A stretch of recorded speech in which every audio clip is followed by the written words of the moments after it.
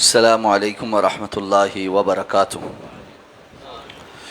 ان الحمد للہ رب العالمین والعاقبۃ للمتقین والصلاة والسلام علی سید الانبیاء والمرسلین نبینا محمد وعلی آلہ واصحابہ ومن تبعہم بإحسان الی یوم الدین۔ الحمد للہ الذی ہدانا لہذا وما کنا لنہتدی لولا ان ہدانا اللہ۔ رب اشرح لي صدري ويسر لي امري واحلل عقدة من لساني يفقهوا قولي اللهم انفعنا بما علمتنا وعلمنا ما ينفعنا وزدنا علما۔ اللہ تعالیٰ کے فضل و احسان سے سورہ الاعراف کی آیت نمبر 162 تک ہمارا سبق مکمل ہو چکا ہے۔ آیت نمبر 163 سے 166 تک انشاءاللہ آج ہم تلاوت کریں گے۔ اعوذ باللہ من الشیطان الرجیم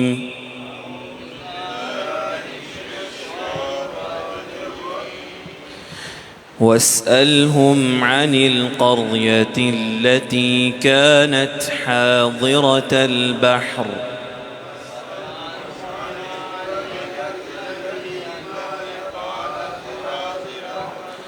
إذ يعدون في السبت إذ تأتيهم حيتانهم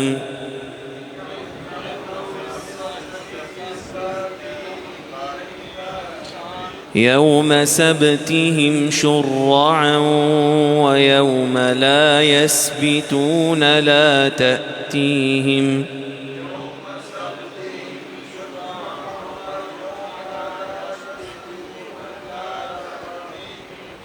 كذلك نبلوهم بما كانوا يفسقون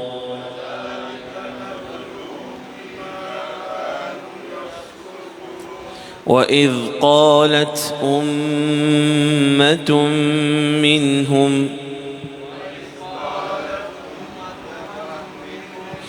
لم تعظون قوما الله مهلكهم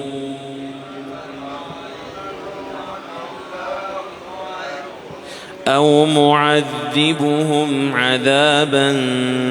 شديدا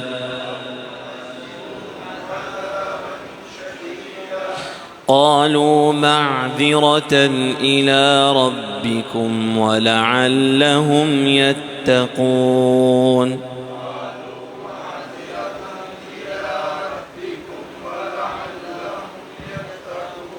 فلما نسوا ما ذكروا به أنجينا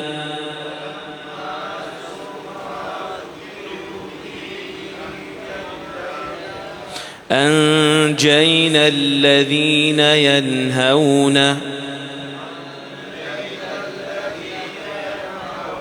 عن السوء وأخذنا الذين ظلموا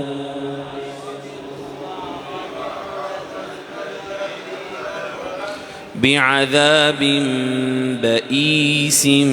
بما كانوا يفسقون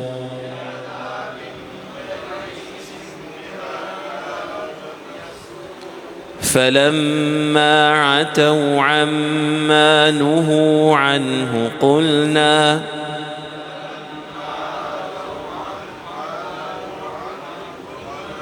قلنا لهم كونوا قردة خاسئين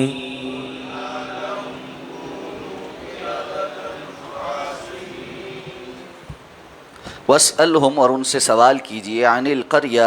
اس بستی کے بارے میں، التی کانت حاضرۃ البر، جو تھی ایک بحر کے، ایک سمندر یا دریا کے کنارے، اذ یعدون فی السبت، کہ جب وہ ہفتے کے دن حد سے تجاوز کرنے والے تھے، اذ تأتیہم حیتانہم یوم سبتہم شرعا، کہ جب ان کے پاس بڑی مچھلیاں ان کے ہفتے کے دن سر اٹھا کر آتی تھی، وَيَوْمَ لَا يَسْبِتُونَ، اور جس دن سبت نہ ہوتا یعنی ہفتے کا دن نہ ہوتا، لا تأتیہم، وہ نہ آتی، کذالک، اس طرح سے، نبلوہم بما کانوا یفسقون، ہم نے ان کو مبتلا کیا بوجہ اس کے کہ جو وہ نافرمانی کرتے تھے۔ وَإِذْ قَالَتْ أُمَّةٌ مِّنْهُمْ، اور جب کہا ان میں سے ایک گروہ نے، لِمَ تَعِظُونَ، تم کیوں واز کرتے ہو، قوم ایسی قوم کو اللہ مہلکہم جنہیں اللہ ہلاک کرنے والا ہے، او معذبہم عذابا شدیدا یا ان کو عذاب دینے والا ہے شدید عذاب دینا۔ قالوا معذرۃ الی ربکم تو وہ کہنے لگے تمہارے رب کے سامنے عذر کرنے کے لیے، ولعلہم یتقون اور کہ شاید کہ یہ ڈر جائیں۔ فلما نسوا ما ذکروا بہ پس جب انہوں نے بھلا ڈالا جس کے بارے میں وہ نصیحت کیے جاتے تھے، انجینا الذین ینہون عن السوء ہم نے بچا لیا ان لوگوں کو جو برائی سے روکتے تھے، واخذنا الذین ظلموا اور ہم نے پکڑ لیا ان لوگوں کو جو ظلم کرتے تھے، بعذاب بئیس ایک بہت ہی سخت عذاب سے، بما کانوا یفسقون بوجہ اس کے جو وہ نافرمانی کرتے تھے۔ فلما عتوا عما نہوا عنہ تو پس جب وہ اس بات میں حد سے بڑھ گئے جس سے انہیں منع کیا گیا تھا، قلنا لہم تو ہم نے کہا ان سے، کونوا قردۃ خاسئین ہو جاؤ ذلیل بندر۔ یہود کی اللہ رب العزت کی نافرمانیوں کی بہت سی مثالیں ذکر ہو رہی ہیں کہ کس طرح بنی اسرائیل نے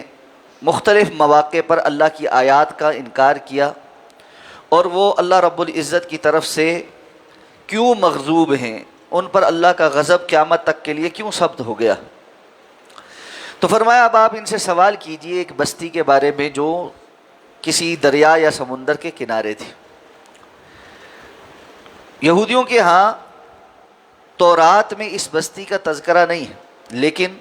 وہ اس کے معاملے کو جانتے بڑے اچھے طریقے سے، اور جس طرح اپنے بہت سارے عیوب کو وہ چھپاتے تھے اسی طرح اس عیب والی بات کو بھی چھپاتے تھے۔ تو رسول اللہ صلی اللہ علیہ وسلم سے کہا گیا کہ آپ ان سے اس بارے سوال کیجیے، باقی ان کی جو غلطیاں ہیں وہ وسألہم کے بغیر ذکر ہو رہی کہ وہ تورات میں بھی مذکور ہیں یا بعد میں انجیل میں مذکور ہیں کہ تم نے کیا کیا کیا کیا، لیکن یہ والا واقعہ چونکہ وہاں مذکور نہیں تو اللہ رب العزت نے ایک طرح سے آپ کی حقانیت کی یعنی دلیل کے طور پر آپ کو یہ سوال دیا کہ آپ ان سے پوچھیں کہ بھائی وہ بستی جو پانی کے کنارے تھی جو اصحاب السبت تھے ان کا معاملہ کیا ہے، اور ساتھ میں ان کی تفصیل بھی بیان کر دی کہ ان کا معاملہ یہ ہے، تاکہ یہود پر یہ بات واضح ہو جائے کہ اللہ کے رسول صلی اللہ علیہ وسلم نے یہ بات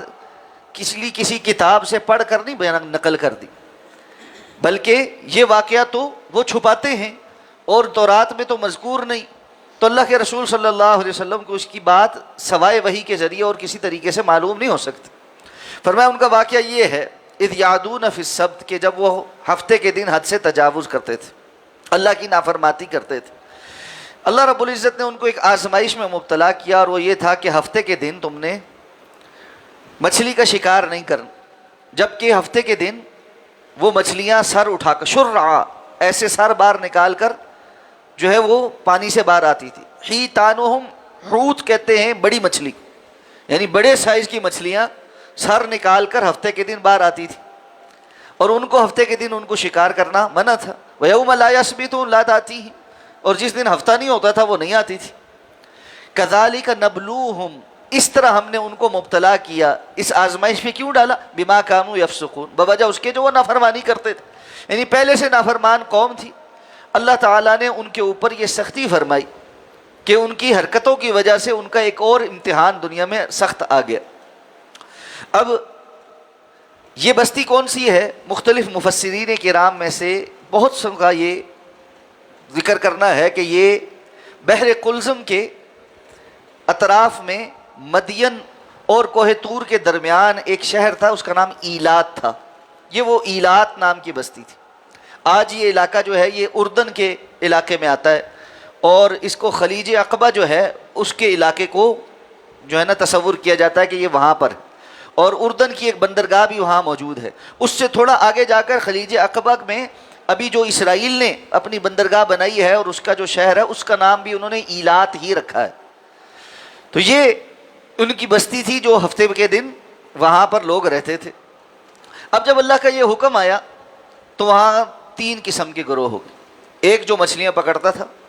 ایک اذ قالت امۃ منہم لم تعظون قوما اللہ مہلکہم او معذبہم جب ان میں سے ایک گروہ نے کہا کہ تم واعظ کیوں کرتے ہو، یعنی ایک گروہ وہ جو مچھلیاں پکڑتا تھا، ایک گروہ وہ جو نہیں پکڑتا تھا اور پکڑنے والوں کو واعظ اور نصیحت کرتا تھا،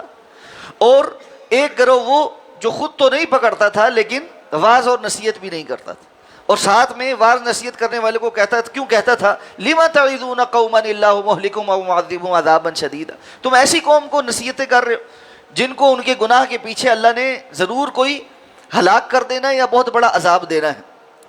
تو وہ آگے سے کہتے معذرۃ الی ربکم، ہم اس لیے نصیحت کرتے تاکہ اللہ کے سامنے اپنا عذر پیش کر سکیں کہ ہم نے اپنا کام کیا، کہ امر بالمعروف والنہی عن المنکر، نیکی کا حکم دینا اور برائی سے روکنا،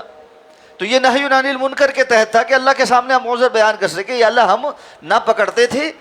اور پکڑنے والوں کو سمجھاتے بھی تھے، وَلَعَلَّهُمْ يَتَّقُونَ، اور بہت ممکن ہے کہ ہماری بات سے یہ سمجھ جائیں۔ لیکن کہا فَلَمَّا نَسُوا مَا ذُكِّرُوا بِهِ، پس جب وہ بالکل بھول بیٹھے جو بات ان کو یاد دلائی جاتی تھی کہ یہ کام جائز نہیں، اب اس کے لیے انہوں نے کیا، اس کام کے لیے پہل تو انہوں نے یہ کیا کہ حیلہ اختیار کی، اور یہ کیا کرتے کہ جمعرات یا جمعے والے دن جو سمندر کا کنارہ ہے اس جانب کو بہاؤ بنا کر گڑھے بناتے، اور پانی کا بہاؤ چونکہ اس طرف آتا تھا اور ان گھڑوں میں آتا، اور پھر وہاں سے پانی تو ظاہر بات ہے جب فل ہو جاتا ہے واپس جو ہے وہ ابل کر آگے نکل جاتا ہے۔ ہفتے والے دن جب مچھلیاں آتی تو وہ پانی کے بہاؤ کے ساتھ ان گڑھوں کے اندر آتی، وہاں پھنس جاتی، پانی آتا جاتا رہتا اور یہ مچھلیاں وہاں پر سٹک ہو جاتی، یا یہ جال لگاتے جمعرات والے یا جمعے والے دن، اور ہفتے والے دن اس جال کو نہ چھیڑتے اور اتوار والے دن جا کر ان گڑھوں میں سے اور جالوں میں سے مچھلیاں نکال۔ جب ان کو کوئی سمجھاتا تو کہتے کہ ہم نے دیکھو ہفتے والے دن تو کچھ نہیں کیا، ہفتے والے دن تو ہم نے ہاتھ بھی نہیں لگا، ہم تو گھر بیٹھے ہوئے تھے، اور یہ جو اتوار والے دن یا جمعرات والے دن جمعے والے دن ہم نے کام کیا ہے اس کی تو ہم پر کوئی پابندی نہیں۔ تو گویا انہوں نے ایک ایسی سیٹلمنٹ کی کہ جس کے ذریعے وہ اللہ کے حکم کو بائی پاس کر سکیں، اس کو حیلہ کہتے۔ یہ جو حیل ہے کہ اللہ رب العزت نے جن چیزوں کو حرام کیا ہے ان کو حاصل کرنے کے لیے انسان بظاہر ایسی سیٹنگ بنائے کہ جس کی وجہ سے وہ حکم اس سے زائل ہو جائے، یہ بنی اسرائیل کا طریقہ کار، اور آج بھی مسلمانوں میں سے بعض لوگوں نے یہ حیلے اختیار کر لیے۔ اس لیے امام بخاری رحمۃ اللہ علیہ نے صحیح بخاری میں کتاب الحیل کے نام سے باقاعدہ باب قائم کیا ہے، جس میں یہ وعید بتائی ہے کہ اہل ایمان بھی اگر اللہ کے احکامات کو بائی پاس کرنے کے لیے حیلے اختیار کرنا شروع کر دیں گے تو پھر ان پر بھی سخت عذاب آئیں گے۔ رسول اللہ صلی اللہ علیہ وسلم نے فرمایا تھا کہ جب تم گایوں کی دمیں پکڑ کر کھیتی باڑی میں مشغول ہو جاؤ اور بیع العینہ کرنے لگو تو پھر اللہ کے عذاب کے آنے کا انتظار کرنا۔ پوچھا گیا یہ بیع العینہ، تو بیع العینہ کہتے ہیں ہیلے والی سودی ڈیل کو۔ اس کا معنی کیا ہوتا ہے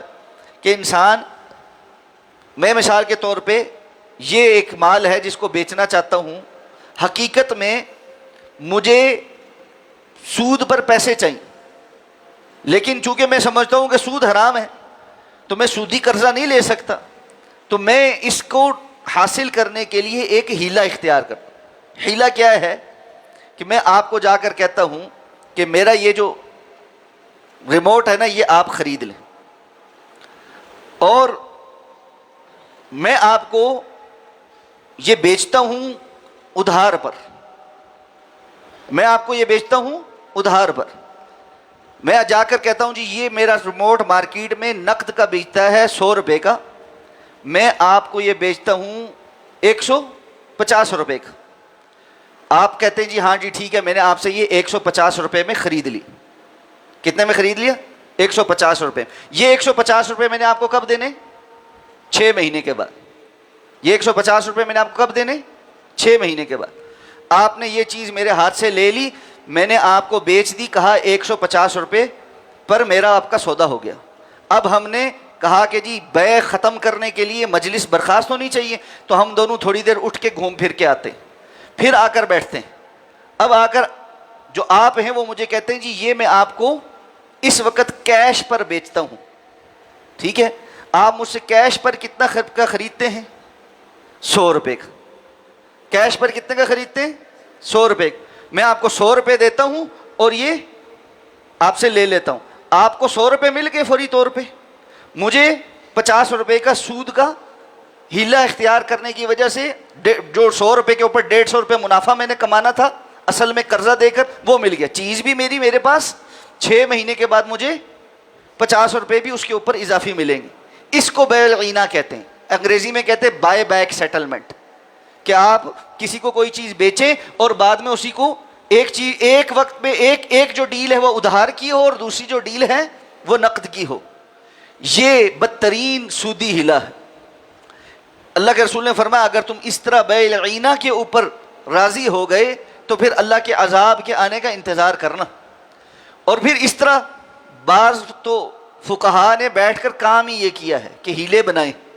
کہ اللہ کے احکامات کو بائی پاس کرنے کے لیے کیا طریقہ کار اختیار کیے جائیں. تو ایک ہیلا زکوٰۃ کا ہیلا بھی ہے. زکوٰۃ مال کے اوپر سال کے پورا ہونے پہ نصاب پر پہنچ جائے اور سال پورا وہ ملکیت میں رہے تو تب فرض ہوتی ہے. تو وہ کہتے ہیں جی 11ویں مہینے شوہر اپنی بیوی کو ہبہ کر دے. بیوی کے پاس سونا ہے تو وہ اپنے شوہر کو ہبہ کر دے, باقاعدہ طور پر اٹھا کر دے, جی یہ میں نے تمہیں ہبہ کر دیا. تملیک بھی ہو گئی, ہبہ بھی ہو گیا, یہ اب میرے پاس آ گیا.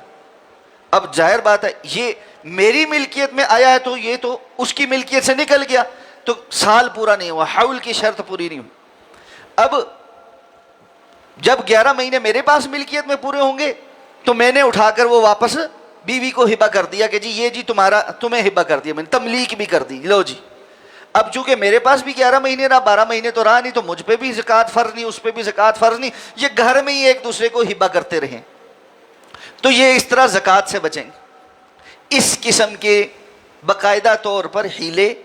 بنائے گئے. اور فی زمانہ اسلامی بینکاری میں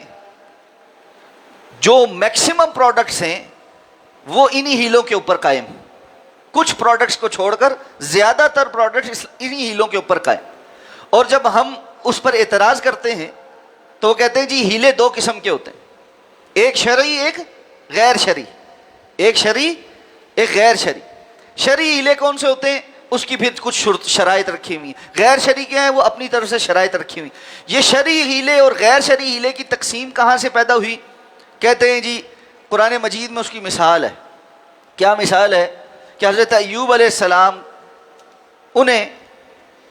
انہوں نے جب بیماری میں قسم اٹھا لی تھی کہ اپنی بیوی کو کہ میں تمہیں 100 کوڑے ماروں گا, تو اللہ رب العزت نے بعد میں ان کو اس بات کی اجازت دی کہ وہ ایک ہی گٹھ بنا کر اکٹھی ایک دفعہ مار دے. یہ ہیلا تھا. یعنی عجیب بات یہ ہے, شارع اللہ رب العزت اگر کسی جگہ پر کسی بات کا حکم دے دیں, اس میں تخفیف کر دیں خود سے, اور اس کی وحی کے ذریعے نبی کو اجازت دیں کہ آپ یہ کام کریں, تو اس کو بنیاد بنا کر بعد میں آنے والی اقوام ساری اپنے لیے ہیلے کی جوازیت گھڑ سکتی. رسول اللہ صلی اللہ علیہ وسلم کی صحیح احادیث میں ہیلوں کی شدید مذمت واقع ہوئی. اس لیے سود کے ہیلے, زکوٰۃ سے بچنے کے ہیلے, مختلف قسم کے خیر کے کاموں سے بچنے کے ہیلے, اور حرام جو معاہدے ہیں ان کو حاصل کرنے کے ہیلے, یہ وہ چیزیں ہیں جنہوں نے شریعت کو بگاڑ کر رکھ دی, جنہوں نے شریعت کو بگاڑ کر رکھ دی. اور اس کے نتیجے میں پھر ایسے فتوے آئے کہ جس کے لیے امراء اور جو حکمران طبقہ تھا باقاعدہ ان کے لیے ایک نئی فقہ ہی ایک طرح سے گھڑی گئی, جس میں ان کے گناہوں کی شرعی سزائیں کچھ کفارہ شفارہ دے کر, کچھ صدقہ خیرات کر کے بس ختم ہو جاتی تھی. تو یہ بنی اسرائیل کی بدترین سنت ہے جس پر آج کچھ مسلمان بھی چل پڑے ہیں. اللہ ہم سب کو محفوظ فرمائے. تو اللہ رب العزت نے فرمایا جب انہوں نے بھلا دیا جس کی ان کو نصیحت کی جاتی تھی, تو پھر انجینا الذین ینہون عن السوء, ہم نے صرف ان لوگوں کو نجات دی جو برائی سے روکتے تھے. واخذنا الذین ظلموا بعذاب بئیس, اور جو ظالم لوگ تھے ان کو ہم نے ایک بڑے سخت برے عذاب میں پکڑ لیا. یہاں پر مفسرین میں سے بعض کا خیال یہ ہے کہ جو لوگ خود مچھلیاں نہیں پکڑتے تھے لیکن منع بھی نہیں کرتے تھے, ان کو اللہ رب العزت نے یہ پہلے والا عذاب دیا ہے، بعذاب بئیس، یہ سب کے اوپر آیا، یہ قحط کی صورت میں یا طاعون کی صورت میں یا کسی اور صورت میں تھا، لیکن جو اگلا عذاب ہے جو اگلی آیت میں ہے فلما عتوا عما نہوا عنہ، جب وہ حد سے تجاوز کرنے لگے اس چیز کے بارے میں جس سے ہم نے ان کو روکا تھا، یعنی ایک وقت تک تو وہ ہیلوں کے ذریعے یہ کام کرنے لگے، جب کچھ وقت گزرا تو انہوں نے باضابطہ ہفتے کے دن بھی مچھلیاں پکڑنی شروع کر دیں، بالکل ہی جرأت مند ہو کر اللہ کے حکم کی نافرمانی کرنے لگے۔ قلنا لهم كونوا قردة خاسئین، ہم نے ان لوگوں کو کہا کہ پھر تم ذلیل رسوا کن بندر بن جاؤ، یعنی ان کی شکلیں مسخ کر دیں، اور اللہ رب العزت نے ان کی شکلیں بندروں کے اندر تبدیل کر دی۔ یہ اللہ رب العزت کے دنیاوی عذابوں میں سے سخت ترین عذاب ہے کہ اللہ تعالیٰ کسی کی شکل مسخ کر دے اور اس کو کسی جانور اور بدترین ذلت اور رسوا کرنے والے عذاب میں مبتلا کر کے کسی اور مخلوق کی شکل میں تبدیل کر، یعنی وہ بندہ اللہ کے نزدیک انسان کہلانے کا لائق بھی نہیں رہا۔ یہاں یہ بات سمجھ لینی چاہیے کہ بعض لوگ یہ کہتے ہیں کہ اس کا مطلب ہے بندر جو ہیں وہ بنی اسرائیل کی نسل سے ہیں، یہ درست بات نہیں، بندر تو پہلے بھی ہوتے تھے۔ رسول اللہ صلی اللہ علیہ وسلم کی صحیح مسلم میں روایت، آپ صلی اللہ علیہ وسلم نے فرمایا جب اللہ تعالیٰ کسی قوم کی کو مسخ کر دیتے، یعنی ان کی شکل تبدیل کر کے کسی اور یعنی مخلوق میں تبدیل کرتا ہے ان کی شکلوں کو، تو پھر اس کے بعد ان کی نسلیں آگے نہیں چلتی، یعنی اللہ تعالیٰ ان کو بے نسلہ کر دیتا ہے، اور وہ یعنی چونکہ ان پر عذاب آیا ہے، یہ نہیں کہ اب وہ عذاب کی صورت میں آئندہ نسلیں بھی ان کی اسی طرح چلتی رہے، بلکہ جو یہ مسخ شدہ ہوتے ہیں یہ لوگ اپنی زندگی جی کر مر جاتے ہیں، تو اللہ تعالیٰ آگے ان کی مسخ شدہ شکل میں اگلی نسلوں کو مسخ شدہ نہیں پیدا کرتا، اگلی نسل کا تو کوئی قصور نہیں نا، جو اس نے ظلم کیا ہے وہ تو ظلم کے طور پر بندر میں تبدیل کیا گیا ہے، یا قرد جو ہے نا بعض لوگ جگہ پر خنزیروں میں بھی تبدیل کرنے کے الفاظ ہیں، تو اگر کسی قوم کو خنزیر یا بندر کی شکلوں میں تبدیل کر دیا گیا تو ایسے میں صرف وہی لوگ اس عذاب تک کا شکار ہوتے ہیں جن پر وہ عذاب آیا ہوتا، اور آئندہ ان کی نسل نہیں چلتی۔ اس لیے تصور کرنا کہ خنزیر یا بندر بنی اسرائیل کی نسلوں میں سے، یہ درست بات نہیں، جو لوگ یہ کہتے ہیں یہ بے اصل بات۔ اللہ رب العزت ہمیں حق بات کو سمجھ کر عمل کرنے کی توفیق عطا فرمائے، اور ایسے تمام بڑے گناہوں سے محفوظ فرمائے جس کے نتیجے میں اللہ کا ایسا غضب نازل ہو کہ اللہ رب العزت مسخ کر دے اور اللہ رب العزت زمین کے اندر دھسا دے یا بڑے بڑے عذاب بھیجے، والعیاذ باللہ۔ نستغفر اللہ ونتوب الیہ، سبحانک اللہم وبحمدک، نشہد ان لا الہ الا انت، نستغفرک ونتوب الیک۔